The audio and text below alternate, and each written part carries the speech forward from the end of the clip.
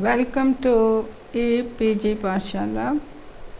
Today we will learn about integrated water resources management, implementation and capacity development. The learning objectives are IWRM processes and planning, integrated water resources management implementation, water resources management at the river basin scale, river basins in India, capacity development for successful implementation of integrated water resources management. Integrated water resources management is crucial in the context of sustainable development, poverty eradication, and climate change adaptation. Integrated water resources management is a change from the conventional practices and attitude. It provides new challenges, new opportunities for the sustainable water resources management. Integrated water resources management requires enhancing the capabilities to manage the water resources at the individual, at the society level, and at the institutional levels. An integrated water resources management is crucial for progress towards the green economy in the context of sustainable development, poverty eradication, and climate change adaptation. IWRM is a challenge to conventional practices and attitude. Education is a key component of water crisis. Implementing IWRM means change which creates threats and opportunities for managing water. There is a need to enhance the capabilities of individual, organization and society for implementing IWRM. There are various potential benefits of integrated water resources management.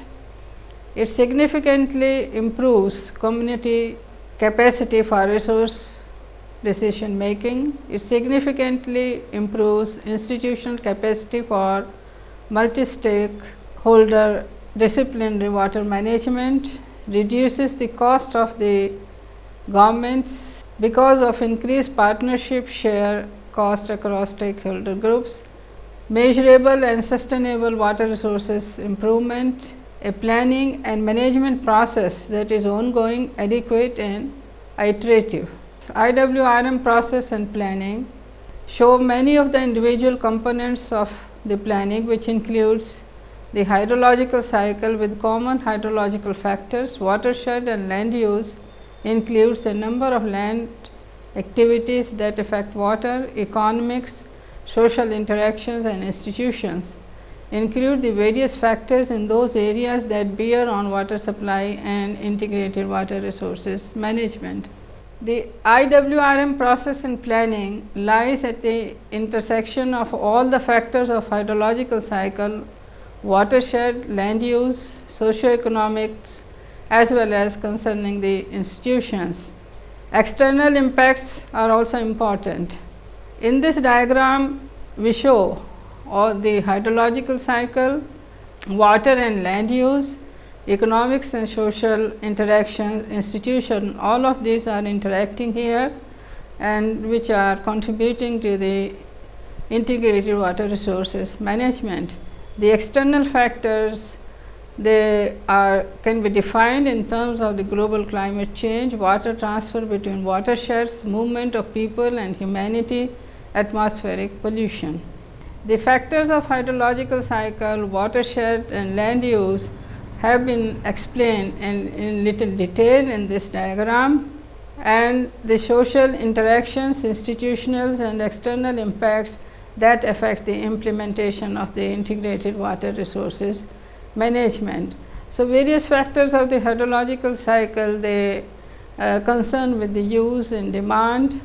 The economic, social and interaction factors are also important, and the watershed and land use factors, several of them are contributing to the integrated watershed resources management at the watershed and the basin scale, and different external factors have been shown in this box in terms of the global climate change, transfer between watersheds, movement of the people, and atmospheric pollution. The implementation process of IWRM has certain conditions. According to the UNESCO 2009, the necessary conditions are as follows: political will and commitment, basin management plan and clear vision, participation and coordination mechanisms, fostering information sharing and exchange, capacity development, good knowledge of the natural resources present in the basin, comprehensive monitoring and evaluation. The learning by doing of planning and implementation is a very effective process of the IWRM. The policy making, planning and management comprise a series of sequential steps as shown in this diagram, that water resources assessment is the first step, then water resources policy and planning is the next step, then again it is the planning and implementation which leads to the actions for the implementation, and it also involves monitoring and evaluation, and we have the regional and national goals for the development objectives. The implementation process involves the enabling environment, institutions, structure, management instruments, and infrastructure development. I summarize all these details of the diagram as that we have to draw a broad policy goals. The learning by doing management cycle helps us incorporate what we learn in the process of planning and managing water. IWRM is a long term approach and nothing could be implemented in a short term. Now we have the important aspect of the water management at the river basin scales. The river basins are the basic hydrological unit for assessment of water resources of a region, country. However, water management on the river basin scale is extremely complex and many factors need to be taken into account. The Global Environmental Facility initiated the Transboundary Waters Assessment Program TWAP. Some of these transboundary river basins cover iconic rivers such as the Nile, Mekong, Amazon, and Indus. The transboundary river basins in the world, according to the recent report of the UNEP 2016, there are total number of river basins 286. The location of the river basins is in about 151 countries. These river basins support a population of 2 billion people, and that constitutes 42% of the global population. The total land area accounts for 42% of the total area of the earth, and the river discharge per year amount to 22,000 kilometer cube, that is 54% of the global river discharge. Now there are certain basic functions of the water resource management in a river basin, and these functions have the water allocation, and then we have the pollution content, what is there, monitoring aspect, economic management, and then we have certain drought management, flood drought management aspects, information management, and then you have certain basin planning. So, all these constitutes the water management at the river basin scale. Some of the basic functions and associated activities for water resources management in a river basin are shown in this diagram. These functions need to be performed to achieve sustainable water management of the water resources. These functions need to be performed to achieve sustainable management of water resources. Some of the major river systems in India are the Indus, the Ganga, the Brahmaputra, river Narmada, river Godavari, rivers of the Kerala. The details of these different rivers have been tabulated in this table. The Indus originates in the northern slopes of the Kailash range in the Tibet area of the lake Mansarovar. It has a large number of the tributaries both in India and Pakistan. The main tributaries of the Indus in India are Jhelum, Chenab, Ravi, Vyas and Satluj. The Ganga rises from the Gangotri glacier in the Garhwal Himalayas at an elevation of about 4,100 meters above the sea level under the name of Bhagirathi. The Brahmaputra originates in the Mansarovar lake, also the source of the Indus and the Satluj. In India, it flows through Arunachal Pradesh, Assam and joined by the several tributaries. This is about the river Brahmaputra. River Narmada, it originates from the Amarkantak hills and flows westwards through the narrow basin lying between the Vindhyas and the Satpura range. Then the river Godavari, the largest peninsular river, and the rivers of Kerala, there are about 44 rivers in Kerala and 41 of them flow westwards and 2 eastwards. All these rivers originate from the Sahyadri hills of the Western Ghats. Some salient features of the Ganga river basin: it has a length of 2,527 kilometers. The size of the basin is 1.08 million kilometers square, and the area is represented by 26% of the total geographical area of India. The participatory tributaries are 17. The 11 states are covered by this river basin, and nearly 40% of the India total groundwater is contained in this river basin. Population, it supports 43% of the India's population, and the key economic activity is agriculture, and the threats are water extraction, water pollution, floods and drought and climate change. Now we have some details about the drainage area of the Ganga river containing 11 states of India through the AIWFS data through remote sensing. It can be described under 3 segments, that is the upper Ganga, the middle Ganga and the lower Ganga. The upper Ganga is from Gomukh to Haridwar, the middle Ganga stretch is from Haridwar to Varanasi, and the lower Ganga stretch is from Varanasi to the Ganga Sagar. Ganga river basin management plan has been developed by the Indian Institute of Technology Consortium. The river basin of Ganga along with its tributaries have been brought under the holistic basin approach. According to IIT Consortium, there is a focus on the following aspects: pollution abatements, riverfront development, floodplain development and sand mining, conserving biodiversity, people's participation and creating awareness, capacity building and states participation and research and monitoring. Then IIT Consortium stresses the need for improved inter-ministerial and center-state coordination for the management of the river Ganga basin. So there must be a coordination for the Ministry of Environment, state governments, Ministry of Agriculture, Ministry of Power, Rural Development, Ministry of Shipping, Ministry of Tourism, Ministry of Urban Development. So the improved inter-ministerial and interstate coordination will help for the Ganga river basin management. The National Ganga River Basin Project is the World Bank project of the Government of India in its efforts to rejuvenate the Ganga river. The $1 billion project is helping the National Ganga River Basin Authority to build institutional capacity and infrastructure for rejuvenating the river.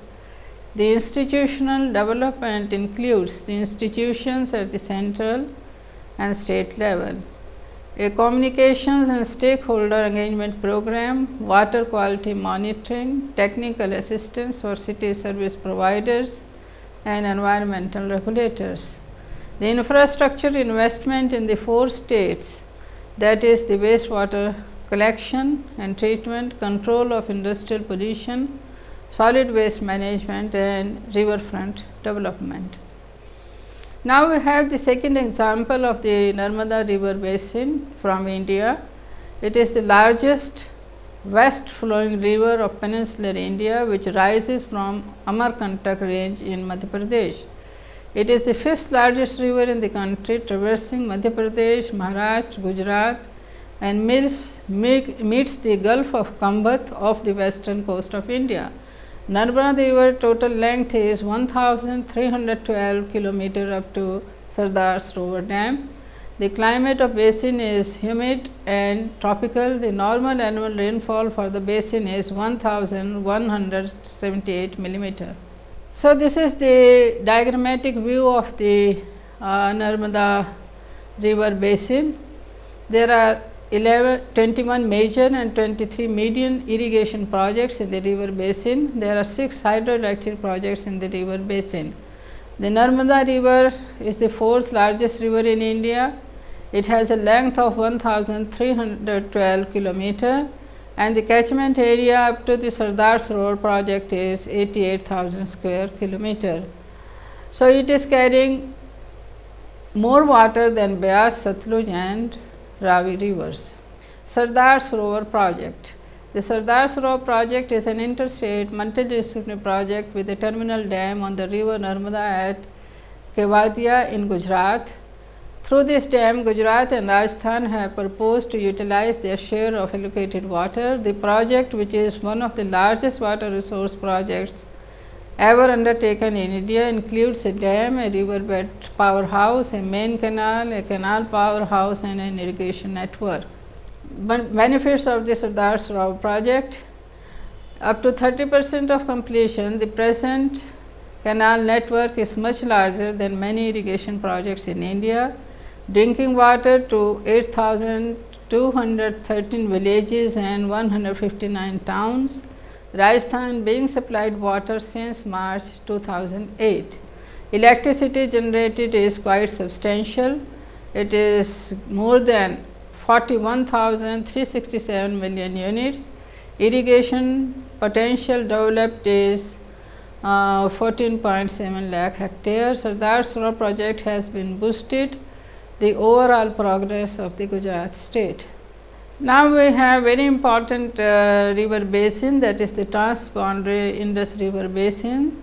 The Indus river begins in the Tibetan plateau in China, originates from the lofty mountains of Himalayas around Mansarovar lake in the Tibet at an elevation of 5,182 meter.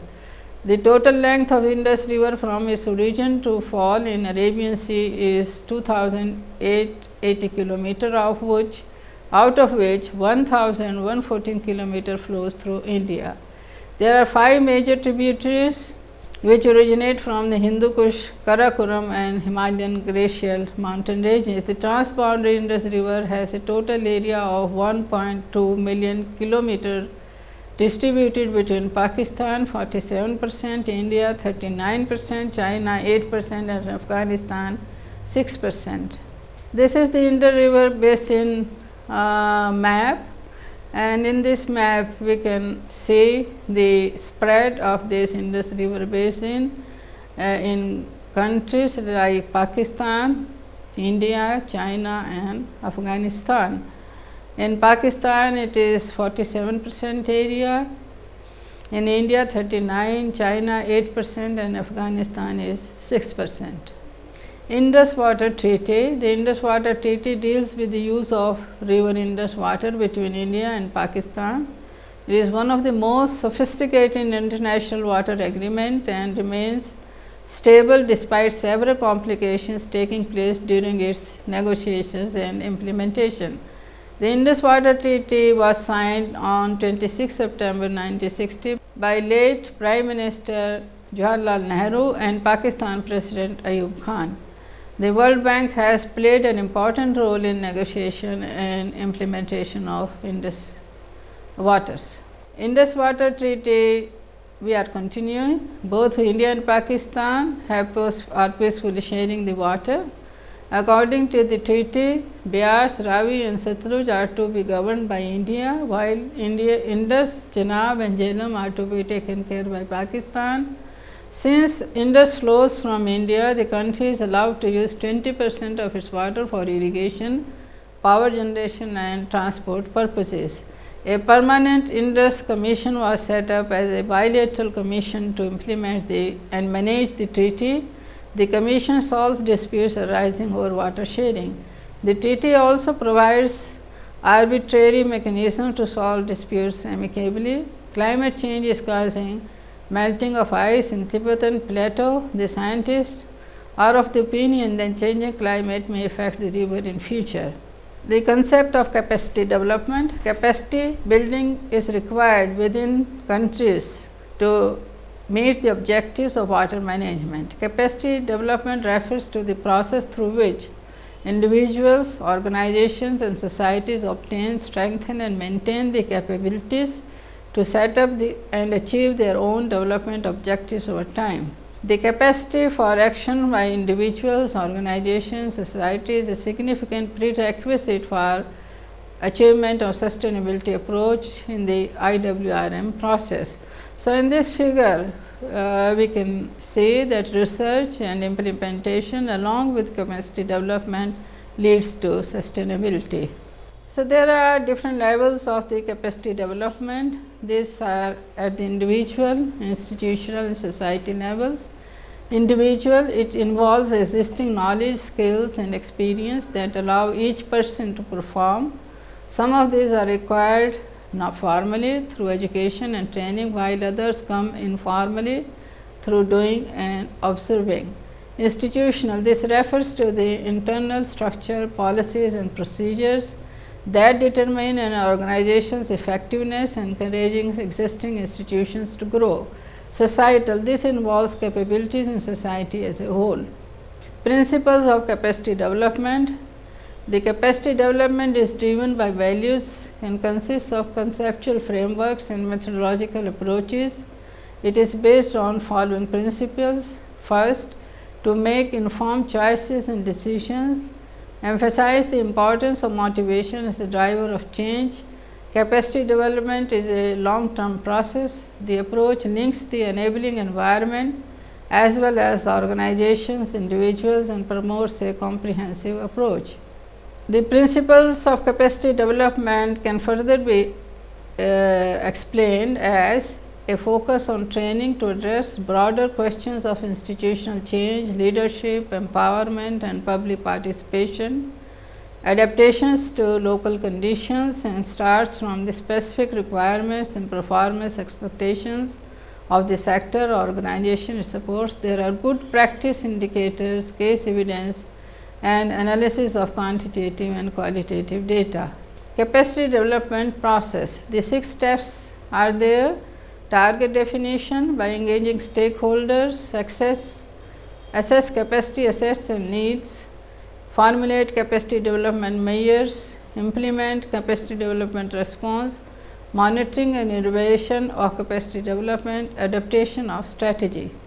So, this is the diagrammatic view of the capacity development process. The first step defines the target, then second step has an emphasis on capacity development, third step is capacity development and capacity measures, and then we have the implementation, monitoring and evaluation, and lastly the adoption of the strategy. The success of the integrated water resources management depends upon a successful implementation and the capacity development.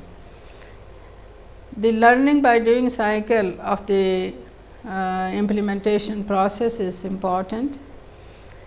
Various case studies at the basin scale in India explain the importance of implementing the integrated water resources management. We have discussed 3 important river basins of India, the Ganga river basins, the Narmada river basins and the transboundary Indus river basins. And capacity development is important for enhancing the capabilities at the level of individuals, at the level of institutions and the society. Thank you.